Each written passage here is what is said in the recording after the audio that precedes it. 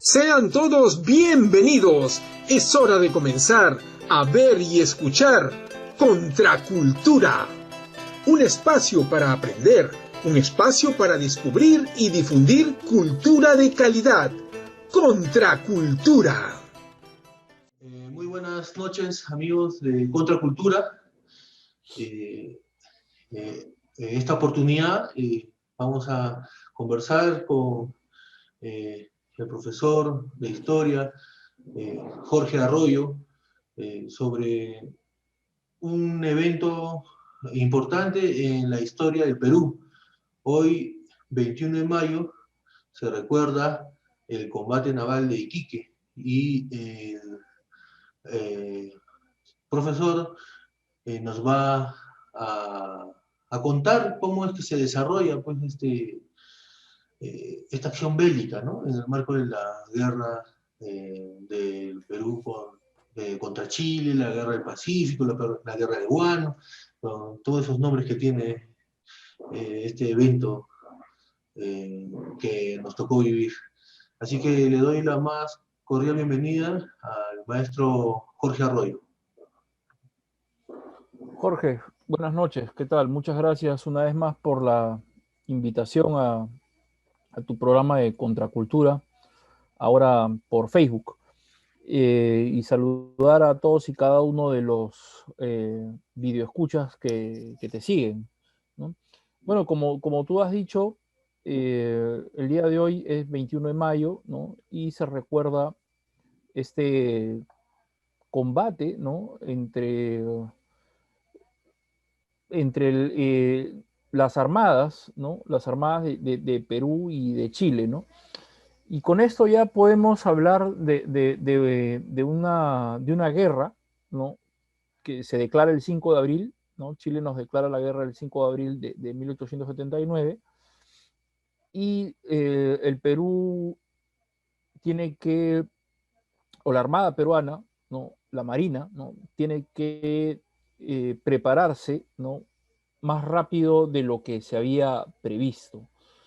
Entonces, aquí estamos ante un escenario, entre comillas, de inferioridad que ya Grau había denunciado desde tiempo atrás, ¿no? Y porque se veía este afán bélico chileno cuando compran, pues, o encargan la construcción de dos blindados en Inglaterra, ¿no? Y el Perú, pues, el presidente Balta, ¿no? En el gobierno previo había ordenado, pues, el cese del mismo, ¿no? De la compra de, de barcos de guerra para poder equiparar la balanza, ¿no? frente a Chile, ¿no?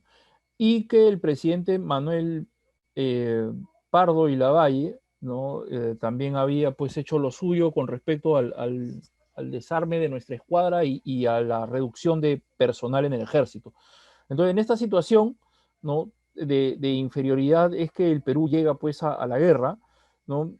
Y ¿por qué en el mar? ¿No? Esto es algo que siempre es necesario recordar, ¿no? En aquella época la estrategia obligaba a combatir en el mar, porque era por esta vía, ¿no? Por esta vía de comunicación, por donde se podía tener el control de la guerra. ¿En qué sentido? En que quien era dueño del mar podía transportar tropas, pertrechos de guerra y todo lo que se necesitase, pues, para salir victorioso. Entonces, otro punto a tener en cuenta, antes ya de hablar del combate, ¿no? Es que la larga frontera o el largo litoral peruano, ¿no? Ahora se había extendido mucho más, puesto que Bolivia, ¿no? Nuestro aliado, no contaba con armada, y por lo tanto eso hacía que las costas peruanas y bolivianas tuviesen que ser, pues, custodiadas por la inferior armada peruana, ¿no? Entonces, frente a este marco, a esta situación en la que se encontraba nuestro país, es que vamos a este primer combate, ¿no? Había habido un combate previo en abril, ¿no? El 7 de abril, el combate de Chipana, ¿no? que no es muy mencionado, ¿no? Porque no tiene la mayor trascendencia, no rompe con el balance que hay, ¿no? En cambio, el 21 de mayo, ¿no? Aquí sí ya los cañones, por así decirlo, abren fuego y estamos frente a un triunfo peruano, por si acaso. Iquique es un triunfo peruano porque Huáscar termina hundiendo la Esmeralda, ¿no?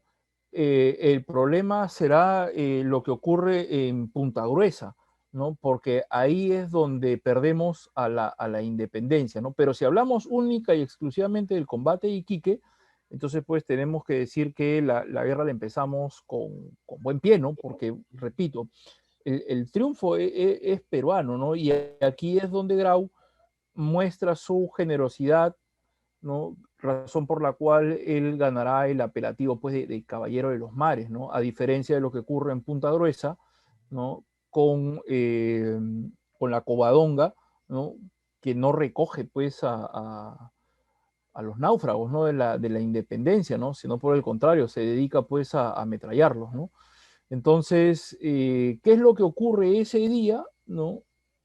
La Independencia y el Huáscar, que eran dos barcos blindados, ¿no? En el caso del Huáscar era un monitor eh, que había dejado ya de ser moderno, ¿no? Hay que recordar que antes, pues, en la antigüedad o a mediados del siglo XIX, ¿no? Los barcos eran de madera, los barcos de guerra, ¿no? Las armadas estaban compuestas, pues, por barcos de madera, pero la revolución industrial trae, entre otras cosas, ¿no? Adelantos tecnológicos que también se van a trasladar a la guerra, ¿no? Al accionar bélico. Y en Inglaterra aparecerán pues los famosos blindados, que eran barcos de madera recubiertos, ¿no? Las bases, ¿no? Recubiertos con acero, ¿no? Lo cual permitía la navegación, ¿no? Pero era pues barcos que podían de una manera u otra resistir el embate de una bala de cañón, ¿no? Porque estamos hablando ya de acero, o por otro lado, otra cosa que era una práctica muy común eran los famosos espolones, ¿no? Que era la parte delantera del barco iba pues frente al enemigo, ¿no? Al barco enemigo, ¿no? Y lo terminaba golpeando y de esa manera pues provocaba un probable hundimiento, ¿no? Entonces, y eso es lo que ocurre entre el Huáscar y la Esmeralda, ¿no? Después de 3 espolonazos, la Esmeralda, que era un barco de madera, no estaba recubierto como el Huáscar sí, ¿no? Porque estamos diciendo que el Huáscar era un barco blindado, termina hundiéndose ese 21 de mayo de 1879. Eh, Jorge, entonces en el combate naval de Iquique, el Perú tenía ventaja por la calidad de sus barcos, o los barcos chilenos también tenían ese mismo nivel, pese a ser de madera. No, los barcos chilenos eran, lo que ocurre en el combate de Iquique es que nos encontramos con dos barcos, ¿no? La Esmeralda y la Covadonga. Uno era una corbeta y el otro era una cañonera, ¿no? Ambas eran de madera, eran barcos viejos, ¿no? Por no decir, no podemos decir que eran obsoletos porque estaban funcionando, ¿no? Pero no eran pues barcos que te garantizasen frente a dos barcos blindados, como en ese momento era la Independencia y el Huáscar, ¿no? No te garantizaba, pues, para nada que ibas a poder derrotarlos, ¿no? Ahora, ¿por qué la Covadonga sale airosa, ¿no? Es por una cuestión fortuita, ¿no? Guillermo More, que era el comandante de la Independencia, que va en su búsqueda, porque la Covadonga estaba huyendo, ¿no? Y eso lo dicen hasta historiadores chilenos, ¿no? La Covadonga sabe que no tiene ninguna opción frente a un barco que incluso era superior, ¿no? En capacidad cañonera, en capacidad de blindaje, de velocidad. La Independencia era superior al Huáscar. Entonces, es por eso que, repito, ¿no? la Covadonga es una cañonera de madera que termina pues huyendo, ¿no? Frente a la mayor calidad bélica, ¿no? A la mayor potencia de fuego, ¿no? De defensa, mayor potencia de defensa, de fuego y de ataque que tenía la Independencia, y que el Huáscar, cuando lo comparamos con la Esmeralda, tenía la misma capacidad superior, pues, ¿no? Entonces, en ese caso, para ese combate, Perú tiene las de ganar, ¿no? Y repito, si en Punta Gruesa se hunde la Esmeralda, perdón, la Independencia, nuestro mejor barco, por una cuestión fortuita, ¿no? En los mapas de navegación no estaba pues ese arrecife, ¿no? Que termina dañando el casco de la Independencia y que genera pues su hundimiento, ¿no? Eh, Jorge, se dice también que en ese momento en que llegan los barcos peruanos al lugar donde va a efectuarse el combate, había también un barco chileno que iza bandera norteamericana y que huye del combate, ¿no? Bueno, o sea, ya son pues versiones, como quien dice, pues para de una manera u otra darnos ánimo, ¿no? En lo que ocurre frente a la guerra, porque eh, hay que tener en cuenta, ¿no? De que el barco al cual aludes, ¿no? El que iza la bandera estadounidense, ¿no? Para poder fugar, ¿no? Es una táctica que los chilenos sí tenían cierto recelo, ¿no? Sobre la capacidad, uno, de Grau como marino, ¿no? Si ponemos a Prat, que es el comandante de la Esmeralda, ¿no? Los ponemos en la balanza, Grau se llevaba de encuentro a todos los marinos chilenos, ¿no? Entonces sí había un temor a la imagen de lo que Miguel Grau pudiese hacer, ¿no? Entonces por eso es que estos barcos, ¿no? Que se sabían inferiores en lo que es capacidad de fuego, de blindaje, ¿no? Deciden pues, entre comillas, huir, ¿no? Porque, vuelvo y te repito, ¿no? Sabían y conocían de la pericia que tenía Grau al mando del monitor Huáscar, ¿no? Y estos espolonazos que le propina el Huáscar a la nave chilena, eh, es el arma con la que termina de hundir pues prácticamente el Huáscar a la Esmeralda, ¿no? Sí, sí, era pues eran las tácticas de guerra del siglo XIX, ¿no? Porque aparte hay que también tener en consideración una cosa, ¿no? El Huáscar no estaba al 100% de su capacidad, ¿no? El Huáscar era un barco que ya se podía decir había sido, en cuestión de modernidad bélica marítima, el Huáscar ya era un barco de segunda, ¿no? Y a eso hay que agregarle que durante la década del 70, prácticamente casi toda la década del 70, ¿no? El Huáscar no había recibido mantenimiento, ¿no? Podemos hacer, por ejemplo, una comparación con un automóvil hoy en día, ¿no? O una motocicleta, ¿no? Si no le cambias el aceite, las bujías, no prendes el motor, ¿no? Cada 2, 3 días, ¿qué es lo que va a ocurrir con el automóvil o la motocicleta? Se pone obsoleto, ¿no? Entonces, eso es lo que había ocurrido con el Huáscar, ¿no? Y ojo, ya desde 1871, 72, hay documentos que uno puede investigar, ¿no? En alguna biblioteca o de pronto ya por internet, donde hay cartas, ¿no? Donde se exige al gobierno peruano, al gobierno de Manuel Pardo, a partir del 7-2 en especial, de que, bueno, si no vamos a comprar barcos, entonces hay que darle mantenimiento a los barcos que tenemos, pues no hay que dejarlos en un buen estado. Y por otra parte, ¿no? Otra de las cosas que no se menciona muy seguido es que necesitas de ingenieros, ¿no? O sea, una cosa es maniobrar un auto, una moto, donde es uno solo, ¿no? O un avión hoy en día, ¿no? El piloto y copiloto, ¿no? Pero para mover un barco de ese tipo, ¿no? Necesitabas pues no solamente de los oficiales, ¿no? Sino también de los llamados maquinistas, ¿no? Estos, los más famosos son los que acompañan a Grau en Angamos, ¿no?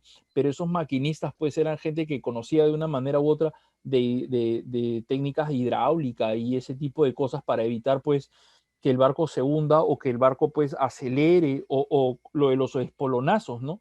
Eso no es simplemente ya el barco tiene que ir al choque y punto y se acabó, ¿no? Ahí hay toda una Una ingeniería, técnica.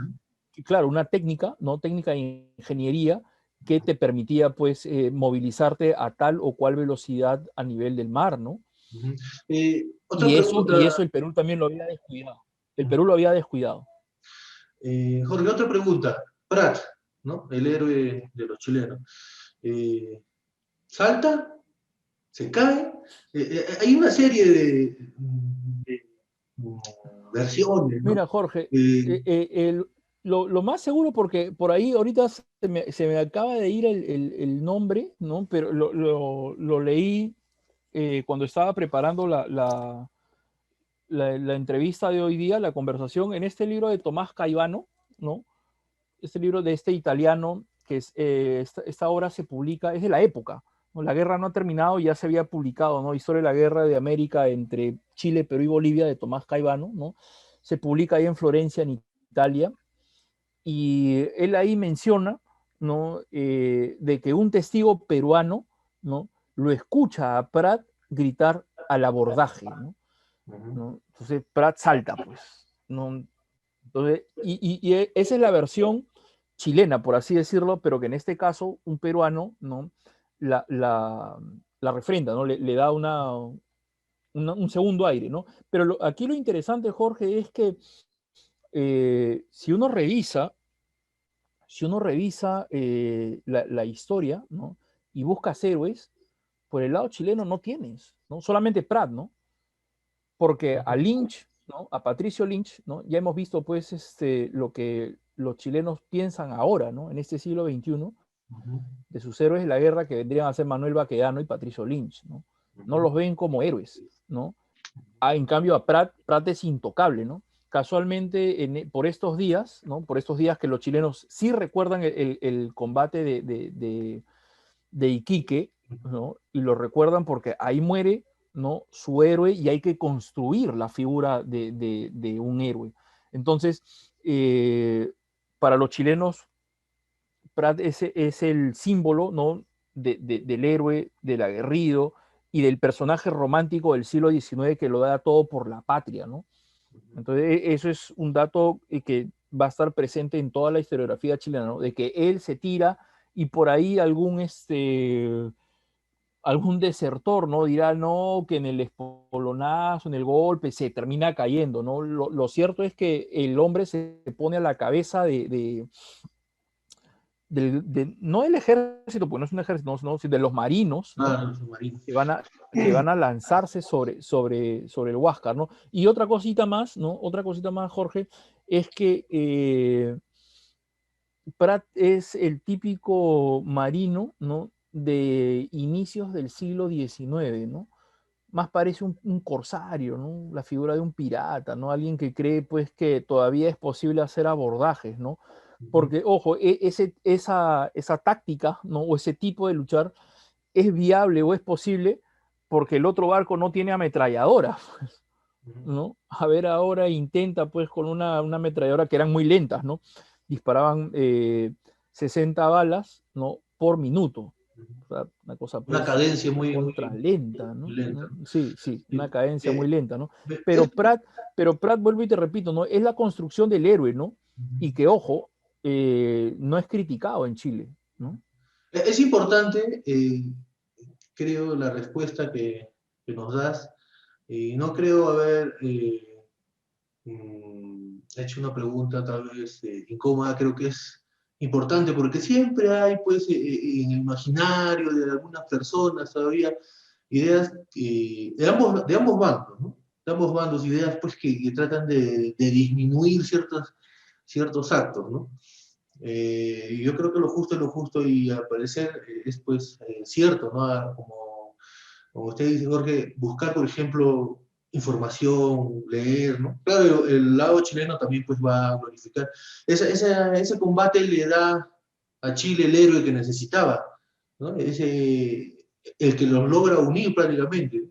Y, y creo Y que es los importante termina eso, envalentonando, Jorge, ¿no? ¿no? Por ejemplo, la tropa que está destacada ahí en el desierto, ¿no?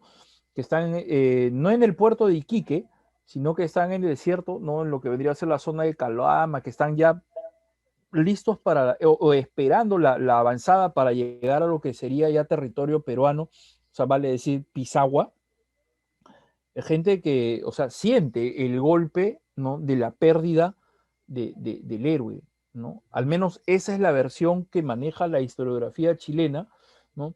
A diferencia, y esto es de pronto un tanto lamentable, de lo que ocurre con la historiografía nuestra, ¿no? Y me refiero a la figura de Alfonso Ugarte, ¿no? Ujú. O sea, de Alfonso Ugarte se ha creado todo un mito, ¿no? Y se pone en tela de juicio, no, que cómo se va a tirar, ni que el pata estuviese loco, que por qué se va a tirar, ¿no? O sea, que lo de la bandera, ¿no? Entonces, o sea, más bien, así no sea cierto, ¿no? Porque eso nunca lo sabremos, ¿no? Pero así no sea cierto, aquí lo que interesa es el arrojo, la valentía del héroe, ¿no? Ah, Que también es un personaje, como te digo, del siglo XIX y que lo vas creando, ¿no? Y para cerrar la idea, porque a veces solemos ser un tanto, no olvidadizos, ¿no? Si no perdemos la mirada en este punto que me parece súper interesante, que la guerra produce héroes que de una manera u otra sirven para construir el imaginario nacional, la identificación histórica. Por ejemplo, ni en Chile ni en Perú hablamos del héroe boliviano máximo, ¿no? Que lo tienen, que es Eduardo Avaroa, ¿no? ¿Qué pasa con Avaroa, no? Cuando se produce el desembarco chileno, ¿no? El 14 de febrero de 1879 en Antofagasta, ¿no? Este boliviano, que es un civil que, se pone, que va a luchar, ¿no? Los bolivianos han hecho de esta frase que a mí la primera vez que la escuché me pareció súper infantil, pero han hecho de este Avaroa su héroe máximo, ¿no? Cuando le piden pues rendirse, ¿no? Este hombre responde que se rinda a tu abuela, ¿no? Y suelta un ajo, pues, ¿no? Entonces, pues, eso suena pues, no sé, a pelea de niños, ¿no? Acuérdate de tu abuelita, ¿no? Ese tipo de cosas, ¿no? Pero es la construcción pues que los países necesitan de figuras que de una manera u otra se convierten en paradigmas, ¿no? así es. En el caso peruano, nosotros hemos construido recién a partir del centenario, bueno, en el gobierno de Velasco, ¿no? Es que construimos a estos héroes, ¿no? Con una mayor fuerza, pero que eso no ha, de una manera u otra ha impedido, o no ha impedido, perdón, que se les critique, ¿no? Por Claro. ejemplo, alguna vez hemos escuchado decir que no, Bolognesi, él se inmola porque él ya era viejo y no tenía nada que perder, ¿no? Él ya había vivido la vida, ¿no? Ujú. O sea, eso es un absurdo, es una crítica pues que no deberíamos permitir, ¿no? O decir de que Grau, sí, ya su caballerosidad, su bondad y todo eso ya está bien, ¿no? Pero estás en guerra y debiste haberle metido bala a todo el mundo, pues, ¿no? O sea, ese tipo de Esa críticas, idea también porque no tienen también el contexto, ni no entienden pues muchas cosas algunas personas, ¿no? Pero me parece que es interesante. Mira cómo de esta conversación que tenemos, Jorge, está saliendo también otro tema, ¿no? Ese maltrato y esa falta de reconocimiento hacia nuestros héroes, que pasa también en otros países, ¿no? Por ahí he escuchado también en Chile que maltratan a uno que otro por ahí a sus héroes. Eh, claro, o sea, como te decía, la figura de Baquedano, ¿no? Y de Lynch, o sea, excepto el sector más conservador de la historiografía chilena, ¿no? Que es capaz de decir pues, que no hubieron saqueos en Lima, ¿no? O sea, ese sector pues, lo ven, por ejemplo, a Baquedano, ¿no? Como un táctico espectacular, ¿no? Cuando de táctico no tenía muy poco, no era alguien que creía simplemente en la superioridad numérica del ejército, ir al ataque de manera directa, ¿no? Y golpear de manera directa, ¿no? Y eso se ve claramente en Arica, ¿no? Pero, y no es por hablar mal de otros países, pero creo que hay esa ingratitud, ¿no? Por ejemplo, en Chile lo que ocurre con el caso del padre fundador de la patria, que es O'Higgins, ¿no? Y a San Martín no lo reconocen, ¿eh? No le dan el reconocimiento que nosotros sí le damos aquí en Perú. Y ojo, la figura hoy en día de San Martín está hondamente cuestionada en nuestro país, ¿no? Por lo que San Martín no terminó el proceso que había iniciado, ¿no? Pero San Martín dice, no, que es un agente chileno, un conquistador, que quiso ser rey del Perú, ¿no? Por ejemplo, en YouTube hay un video que es espeluznante, ¿no? Que lleva por título, y ojo, es de RPPA, lleva por título, yo entiendo pues que hay que, de una manera u otra, hay que ganar vistas, ¿no? Pero no puedes poner San Martín, el argentino que quiso ser rey del Perú, pues, ¿no? O sea, eso me parece un despropósito total, ¿no? Total. Y pareciera que en Latinoamérica, ¿no? En ciertos países de Latinoamérica, no nos gustan nuestros héroes, ¿no? Bolívar, ¿cómo terminó? ¿No? Bolívar ha sido reivindicado por Hugo Chávez recién en este siglo, ¿no? Pero Bolívar, ¿cómo terminó? No lo quisieron ni en su propia patria, ¿no? Los colombianos también lo terminaron, casi lo matan, ¿no? Si no fuese por Manuelita Sáenz, ¿no? Entonces, creo que hay una tendencia, ¿no? No era el propósito de esta conversación, Así pero creo que hay una tendencia es interesante.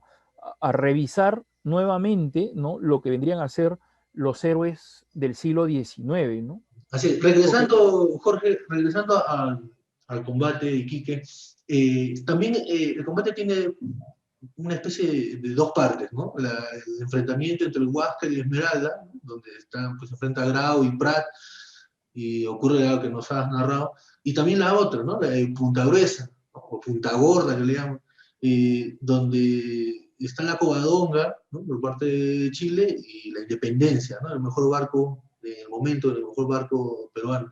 Y ahí hay dos capitanes también, ¿no? Dos comandantes, More, por el lado peruano, y Condel, creo que es por el lado chileno. Háblanos, por favor, de esa parte, ¿no? Porque tanto, con esto termino, tanto Condel allá en su país como More en el nuestro han tenido también, pues, críticas, ¿no? Críticas en favor y en contra. Háblanos, por favor, de esa parte del combate. a Conde se le critica ahí en Chile, ¿no? El sector revisionista, por así decirlo, ¿no? Porque no está a la talla de Arturo Prat, ¿no? Prat sabe que está en inferioridad, pero sin embargo resiste el embate, ¿no? Presenta batalla, por así decirlo, a Grau. En cambio, Conde huye, pues, ¿no? Y otro sector, ¿no? Otro sector lo ven, pues, como que el hombre es lo suficientemente sagaz, ¿no? Para movilizar a la Covadonga, ¿no? Y huir de o fugar, ¿no? Que es distinto a huir, ¿no? Fugar de la persecución a la que estaba sometida la independencia, ¿no? Y en el caso de More, ¿no? De Guillermo More, ¿no? Es un caso bien triste, ¿no? Porque el hombre, vuelvo y repito, no es por causa de él, ¿no? Aquí sí hay unanimidad en la historiografía peruana, ¿no? En indicar de que More no es el culpable de la pérdida de la independencia, sino es esta suerte o mala suerte o este suceso fortuito, ¿no? De la aparición del peñasco que termina pues golpeando el blindado, ¿no? El armazón, ¿no? De la independencia y que genera, pues, o que generaría el posterior encallamiento y hundimiento de este barco, ¿no? Entonces, pero More se rectifica, ¿no? Y lamentablemente, ¿no? Lamentablemente nosotros no le hemos dado la importancia de vida, ¿no? ¿Por qué razón digo que se rectifica? Porque más allá del duelo personal de que no iba a volver a ponerse el uniforme, que todo el resto de la guerra estuvo pues de luto, ¿no? Puesto que se sentía culpable, ¿dónde muere More? ¿No? Él muere el 7 de junio de 1880 al lado de Grau, ¿no? En la parte alta del, perdón, al lado de Bolognesi, ¿no? En la parte alta del Morro, ¿no? En una clara muestra de que el hombre, pues, era un patriota a carta cabal, ¿no?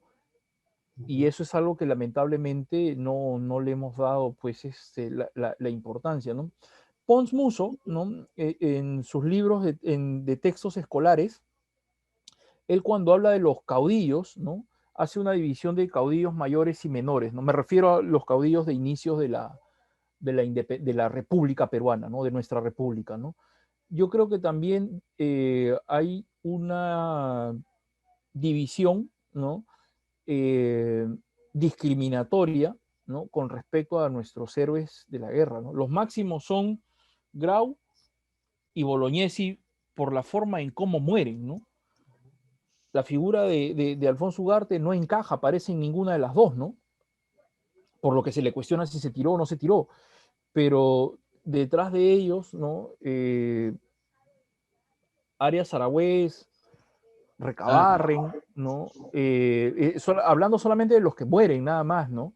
Y aquí entra More, ¿no? Entonces se le vería, no sé por qué se le tendría que cuestionar o ver como un héroe menor, ¿no? Que no está a la altura de Grau o de Bolognesi, ¿no? Lo cual me parece, pues, bastante incoherente, ¿no?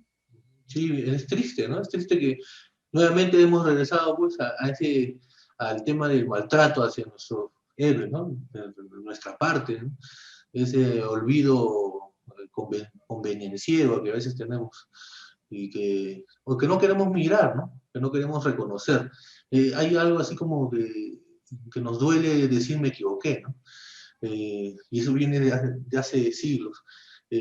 Pero bueno, creo que en esta oportunidad hemos aprendido sobre este combate naval de Iquique, que como bien lo decía Jorge, es más, se recuerda, se celebra, ¿no? En Chile.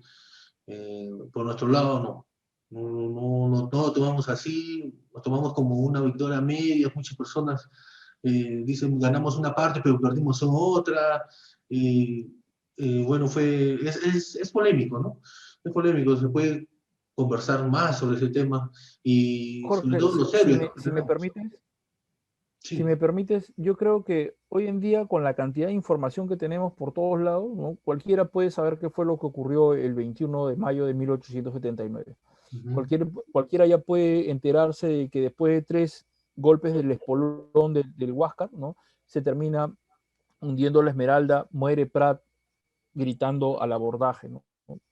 Pero lo que no puedes encontrar es este tipo de conversaciones que nos han llevado, porque para eso es la historia, ¿no? Ujú. Nos han llevado a una reflexión, ¿no? ¿Qué es lo que estamos haciendo con nuestros héroes? ¿No? ¿Qué es lo que hemos hecho con ellos? Y lo más importante, ¿qué es lo que estamos dispuestos a hacer con ellos? ¿No? Porque no solamente se trata de recordar que murió, ¿no? Sino es recordar sus acciones antes de morir y traer las buenas, ¿no? Y que Claro, nos lo que sirvan como significa, ¿no? un Claro, lo que ejemplo, significa. ¿no? Ese es el propósito por el cual, no porque dicen, héroe no, murió, ¿no? Murió en defensa de la patria, murió en defensa de la patria, pero ya, ese es el punto final, ¿no? De una carrera, Ujú. ¿no? Es de Claro, una trayectoria. e incluso, Jorge, he escuchado todavía decir a algunas personas, decir, por ejemplo, Cáceres lo que le faltó fue morir, por ejemplo. Lo que le faltó fue Claro, morir para ser héroe, ¿no? O sea, es Basadre es muy encasillado ese razonamiento, ¿no? Basadre es el que popularizó esa expresión. Ujú. Pero Basadre tenía sus razones, pues, ¿no? Y Basadre juzga a Cáceres por el hecho de lo que ocurre, no en Su su primer gobierno. gobierno, Ujú. ¿no? Sino en el segundo, ¿no? El intento, porque, haciendo un poquito más de historia, ¿no? Cuando muere Remigio Morales, el presidente constitucional en 1894, esas elecciones terminan siendo amañadas, ¿no? Hay por ahí un golpe de Estado encubierto porque Pedro Alejandrino del Solar, que era el primer vicepresidente, no ocupa la presidencia, sino lo hace el coronel Justiniano Borgoño, entonces ahí ya tienes una gran diferencia, ¿no? Don Pedro Alejandrino versus, ¿no? un coronel, ¿no? Que era Justiniano Borgoño, ¿no? Entonces, ahí lo que ocurre es un terco deseo por parte de Cáceres, que sus motivos tenía, ¿no? Para regresar a la presidencia, pero ya no lo querían, pues, ¿no? Ya Claro. había un sector, ¿no? que ya no lo veía con buenos ojos, y es por eso que Basadre dice, pues, ¿no? Y genera, ojo, que estas ganas de querer empernarse en el poder por parte de Cáceres en el 94 nos lleva a una guerra civil con Piérola, pues, ¿no? Entonces, ahí está la raíz, ¿no? Del por qué Basadre juzga el accionar, ojo, político, como un agente político de Cáceres, porque incluso el mariscal, ¿no? O el mariscalato, ¿no? Lo termina recibiendo de parte de un dictador, ¿no? De parte de Leguía. Bien, claro. Y en esto también de los héroes, también, pues, que no le damos importancia, por ejemplo, en la guerra del 41 también tenemos, ¿no? A Lipio Ponce, por ejemplo, Claro. porque no lo recuerda nadie, ¿no? Tenemos ahí un puente o tal vez una avenida ahí en Lima, pero es lamentable que a ese hombre de tal talante, tal capacidad, ese miembro de la Policía Nacional que luchó como un militar y venció a enemigos militares, no se le recuerde, ¿no? Entonces, hay como esa tara No, que y tiene pues nuestra sociedad, ¿no? lo que es más triste, Jorge, ¿no? Lo que es más triste es que eh, el general Ureta, y después mariscal Eloy Ureta, ¿no? Eh, de él sí no se acuerda nadie, ¿no? Y él es el general victorioso del siglo XX, porque él con esta, como habíamos conversado en alguna oportunidad en tu programa, ¿no? En esta blitzkrieg a lo peruana, ¿no? Derrota rápidamente, ¿no? Está la marina, la aviación, el ejército, la policía, ¿no? 4 en 1, derrotan por ambos lados a Ecuador, ¿no? En menos de un mes la guerra termina, ¿no? Pero ¿quién se acuerda de Eloy Ureta, ¿no? El Y lo estratega. más triste, ¿no? Lo más triste, Jorge, es que la Municipalidad de Jesús María hoy en día está, si no se ha aprobado, ¿no? Ya está listo un proyecto para remodelar el campo de Marte, cambiarle el nombre, ¿no? Y que pierda la esencia, ¿no? La esencia de lo que debía, de lo que debió ser, o sea, el propósito por el cual se fundó ese parque, ¿no? Porque ahí hay un monumento a la victoria de 1941, monumento que nadie o muy pocas personas saben que existe, pero que lamentablemente, ¿no? El alcalde de Jesús María hoy quiere remodelar el parque y llamarle Parque Bicentenario y hacer algo pues total y completamente fuera del lugar. Es un despropósito y que ya ha ocurrido porque el Parque de la Reserva, Así es. ¿no? El Parque de la Reserva, ¿no? También ya quién lo reconoce por ese nombre, ¿no? Ahora es el Parque del Agua, ¿no? El Parque del Circuito del Agua y ese tipo de cosas. Y así de esa manera vamos perdiendo la memoria y no es de extrañar que hoy en día, ¿no? Tengamos una coyuntura política como la que tenemos el día de hoy, ¿no? Donde por los dos lados, ¿no? Nos hacemos de la vista gorda o no queremos recordar lo que representó uno u otro candidato, ¿no? Así es. Aun cuando no hayan sido actores de la época, ¿no? Representan, ¿no? A dos facciones, ¿no? A dos facciones que de una manera u otra nos han golpeado y nos han golpeado mucho, Claro. ¿no? Eh, Entonces, ya estamos ya por terminar la entrevista, Jorge. ¿Qué debemos nosotros, los peruanos, eh, mm, entender por este combate naval de Iquique? ¿Qué es lo que tenemos que nosotros asumir, internalizar? Lo que tenemos que internalizar, creo yo, Jorge, es primero que nada que sin reflexión no podemos llegar a nada, ¿no? Entonces, mucha gente dice, pero ¿por qué hay que enseñar algo que ya pasó, no? Nadie en su sano juicio creo que en Europa se haya olvidado de las guerras que han habido, pues, entre Francia e Inglaterra, entre Alemania y Francia, ¿no? No creo que nadie se olvide de ese tipo de cosas, ¿no? Una cosa es celebrar y otra cosa es recordar, ¿no? Y recordar significa volver a pasar por el corazón. Entonces, cuando uno recuerda, está en la capacidad de poder generar una reflexión y a partir de esa reflexión decir, bueno, no va a haber una guerra con Chile nunca más, yo estoy total y completamente seguro de eso, pero vale la pena tener buenas relaciones con este país, no vale la pena, nos aislamos, somos superiores, somos mejores, podemos ser países hermanos. Entonces, la reflexión nos lleva a ese tipo de cosas, ¿no? Entonces, la reflexión genera ideas, la reflexión genera tendría que generar proyectos, ¿no? Y proyectos para mejorar como país y como sociedad, ¿no? Entonces, básicamente, para eso recordamos sucesos trágicos como una guerra o sucesos felices, ¿no? Como pueden haber sido eh, nuestra independencia, ¿no? O puede haber sido, por ejemplo, no sé, todos recordamos a la selección de vóley en los 80s, ¿no? O podemos recordar también cuando Perú fue, o Machu Picchu, ¿no? Se le dio la categoría de maravilla, ¿no? Entonces hay cosas para recordar, pero esas cosas, tanto lo bueno como lo malo, nos debería llevar a una reflexión para mejorar, ¿no? Ese es el propósito de la historia. Bien, bien, Jorge. Ya para terminar, quiero hacer una pequeña introducción para un nuevo programa, porque yo quisiera tocar el tema contigo y también tal vez con otro personaje ilustre.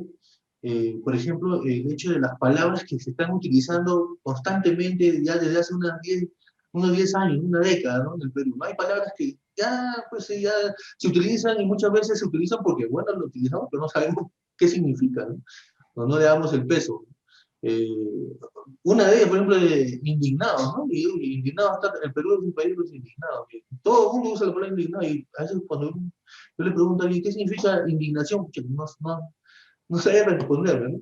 O esto de anticonstitucional, inconstitucional, constitucional, palabras ya pues que ya ha quedado en el léxico de los más. Hay una palabra que se está utilizando, amauta, ¿no? Eh, no, por favor, un cachito nada más, porque eso va a ser para un próximo programa para poder explayarnos, pero ¿qué opinas Mira, tú de la utilización de las palabras sin conocer el significado de ellas? no, eso es pues un despropósito y que lamentablemente, como diría la lingüista Marta Hildebrand, ¿no? El mal uso se impone, ¿no?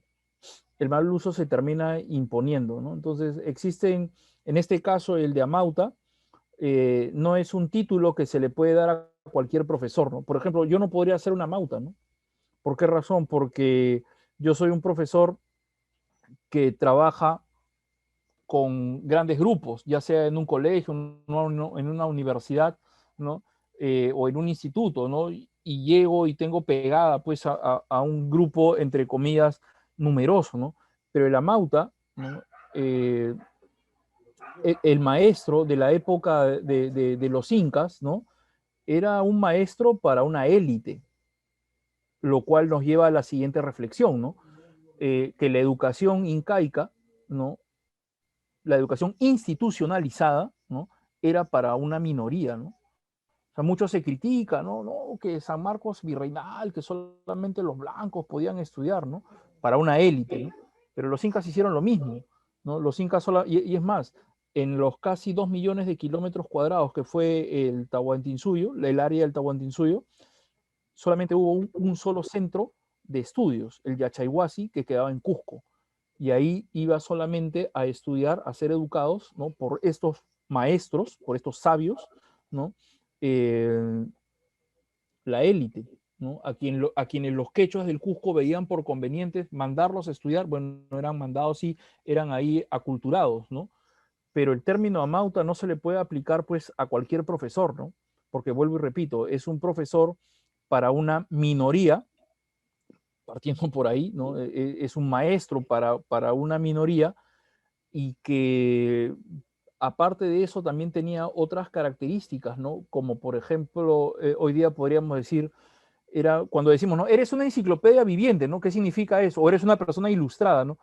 Que tienes dominio de varios temas, ¿no? Entonces yo no puedo ser una persona ilustrada porque yo de matemática pura o de física cuántica no sé nada, ¿no? Pero el Amauta sabía de historia, de derecho incaico, ¿no? sabía quechua, porque tenía que sabía de religión, ¿no? Entonces era una figura, ¿no?, ilustrada, pues, porque dominaba todo el saber de la cultura incaica, ¿no?, de ese entonces, ¿no? Entonces no cualquiera puede ser una mauta, pues, ¿no?, porque no todos los profesores son ilustrados, ¿no? Interesante. Bien, creo que eso es importante. Vamos a hacer un nuevo programa sobre las palabras que utilizamos y no conocemos Y el invento de otras, ¿no? Como por ejemplo terruquear, ¿no? Así es también, ¿no? Los peruanos somos campeones inventando palabras. Uno va a un congreso fuera del país y vas a hablar, pues, sobre el conflicto, ¿no?, que hubo aquí en el Perú, ¿no?, sobre el terror, la época del terrorismo, ¿no? Y dices, no, a mí me han terruqueado, ¿no? La gente, ¿de qué estás hablando, no? Y ojo que, por ejemplo, si vas a Colombia, ahí también ha habido, pues, el cártel de Medellín, ¿no? Era una asociación terrorista, pues, ¿no?, narcoterrorista, pero nadie en Colombia dice, pues, que me están terruqueando, ¿no? O sea, se inventan también palabras, y esto es simplemente, pues, por la facilidad de querer decir algo, ¿no? Y no decir, oye, me están indicando de que yo estoy haciendo apología al terrorismo, ¿no? Es O me están falta de consistencia, ¿no? Falta de consistencia. Lo más simple. de no querer hablar correctamente. Así es, ¿no? Falta más. Porque, o sea, hay que construir una oración, ¿no? Hay que construir una oración, y en estos tiempos modernos, ¿no?, o postmodernos, todo lo tratamos de resolver con la velocidad de un clic, ¿no?, con un enter, o diciendo una sola frase como si fuese una respuesta, ¿no? Así, como decía Marco Aurelio Negri, ¿no? Nos falta a algunos y a muchos peso específico, ¿no? Así que, bueno, pues hay que trabajar en eso, hay que trabajar en eso.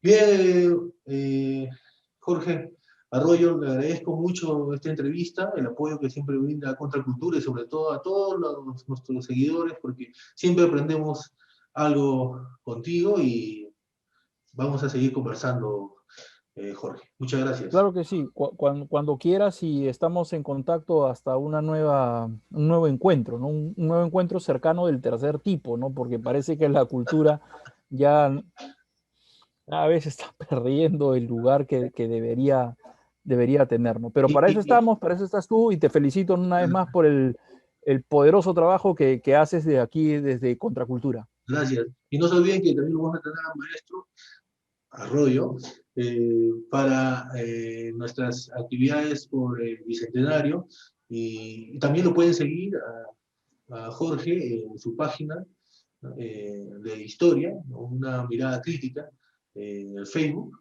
y también a nosotros en Contracultura. Muchas gracias. Listo, Jorge, que tengas buenas noches y saludos a los amigos huancavelicanos y a todos nuestros seguidores. Buenas noches.